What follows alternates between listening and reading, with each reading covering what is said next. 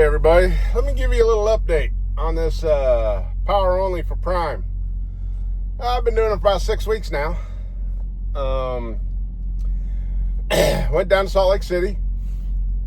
I didn't even go through orientation. There was no orientation. It was, I don't know, maybe because I drove for Wilson Logistics back in 2014 to 2016.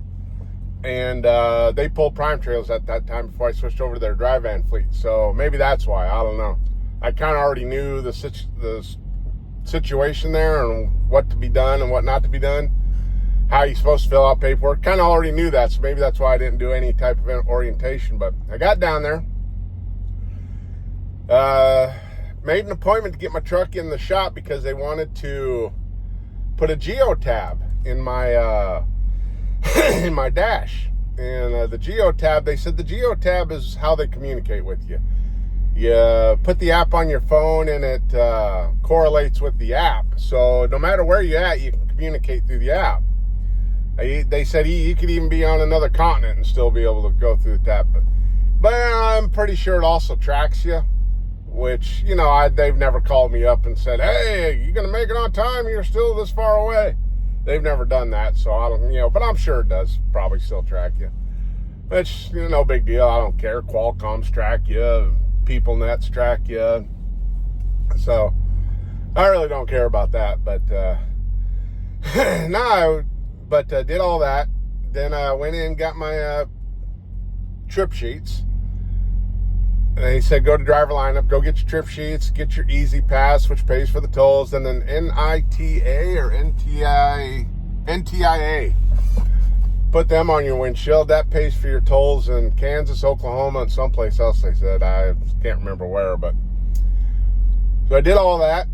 Got some comm checks just in case, even though I haven't used a comm check in years. Did all that. Then I sat for my next load. Now, if you bring your truck over to Prime, be mindful. If you got a heavy truck like I've got a heavy truck. Let me tell you how heavy this is. I went and grabbed an empty off their Salt Lake City yard.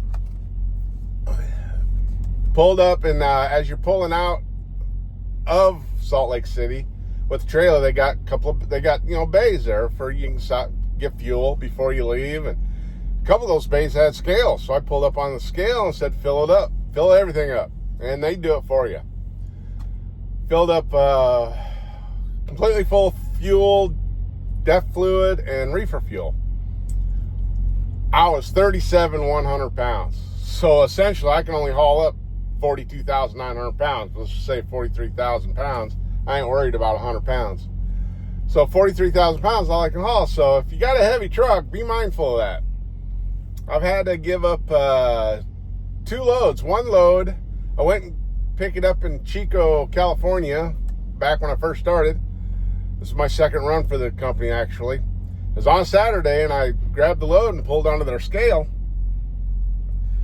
And I wasn't over gross, but I had so much weight on my steers and drives that I said, well, I can take it, but you gotta rework the load. They said, well, it's the weekend. The only people here are the guards. There's no warehouse. I'm like, yeah, okay. So I had to give that load up. Another load, they wanted me to, a few weeks later, they wanted to send me up to Neenah, Wisconsin to pick up load. But even in the comments, it said, go in, load tanks of fuel. They load up to 45,000 pounds and they will not cut the load. I got a whole dispatch said, can't do it. I ain't even going to bother trying. They said, okay, no problem. And they did say, don't worry about the weight. We can work with that. I told them when I first signed up, the recruiter and the dispatcher they gave me, I told them my weight, and they said, oh, that's all right. We can work with that. So, no problem. I said, okay. Another load I went to go pick up, and the information said 39,000 pounds. I said, okay, yeah, I can do that. I went to go pick it up. It was more than 39,000 pounds. I pulled onto their scale. It was a meat load. Pulled onto their scales. I was 81,600 pounds. So I went back in there. Showed them the scale ticket, and they said, okay, back it in the door, we'll cut it. They took a pallet off. Another load, I was right at 80,060 pounds. All right, I can run that. So, you got to be mindful with your weight. And probably going to have to play the fuel game a lot if you have a heavy truck. Now, the fuel game, for those people who don't know what the fuel game is, 7 pounds a gallon. And the reason why I say 7 pounds a gallon is years ago, I picked up a load. I went to scale. I was exactly 79,000 pounds. I put exactly 100 gallons in, went and reweighed it. I was exactly 79,700 pounds. So 7 pounds a gallon. That's the reason why. Some people go 8 pounds a gallon, but I'm pretty sure, I go 7 pounds a gallon. Figure out how much weight you got. Scale it out. If you're heavy, take whatever you got there minus 80,000 pounds. You know how much more fuel you can put in. And so, then if you want to play the advanced fuel game, which is what I do normally, see how much fuel I can put in there, then figure out how much, how far the next weigh station is, figure out how much fuel mileage I'm getting, how much I can burn off for that next fuel station. So if I can put where I'm 80,100 pounds, but I know I'm going to burn that 100 pounds off before I get to the scale, I know it. So there's that. The only other thing is hold on a second. The only other thing is now you will make money here. I mean, money per mile, it's great. I got to be honest with you, but like for instance, I picked up a load a couple of weeks ago, $4.50 a mile. Hey, $4.50, I'll take it. But it was only 200 miles. Okay, still no problem. I can do those every day. But they gave me a day and a half to go 200 miles. I'm like, you got to be kidding me.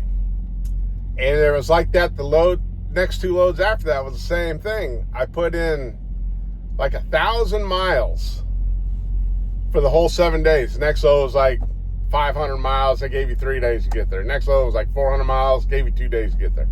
Now I was running around Illinois and stuff like that, the Midwest. I'm like, man, this ain't going to cut it.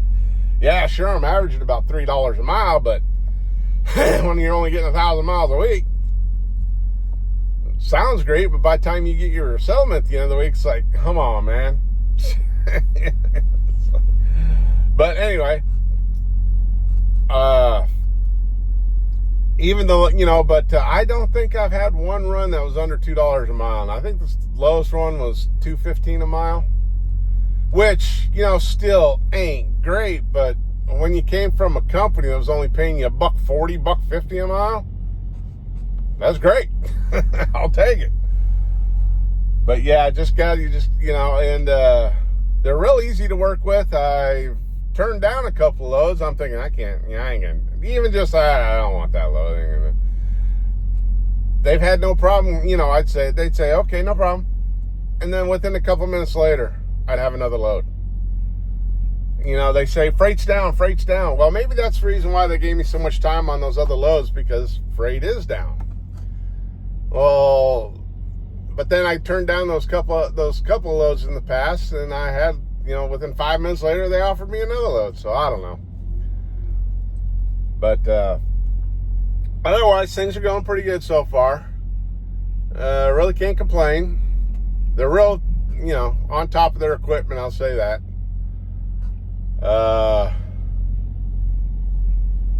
Haven't had any problems. Except for I did have a load that had the reefer was going bad. Took it to the Springfield, Missouri yard. Was there all day long. Yeah, it's fixed. Next day, got up to Sterling, Illinois. Started having problems again. Ended up being the defrost switch. It sent me over to Davenport to get it fixed before I delivered at Walmart up there. So they had to reschedule the load for the next night for Walmart. But that's all right. Gotta get that reefer fixed.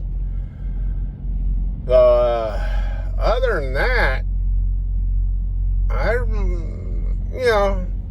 than the weight, but that's my fault. I got a heavy truck. So if you come on over and you get a heavy truck, and you got a heavy truck, just be mindful of that. So that's all I can think of for right now.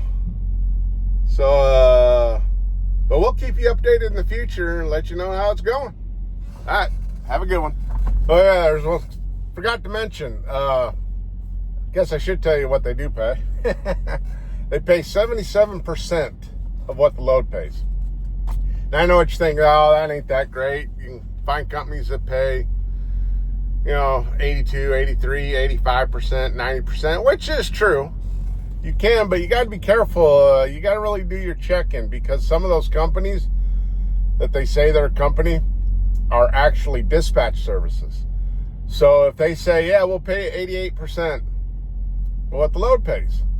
Well, you got to remember, it's a dispatch service. They're getting brokered loads.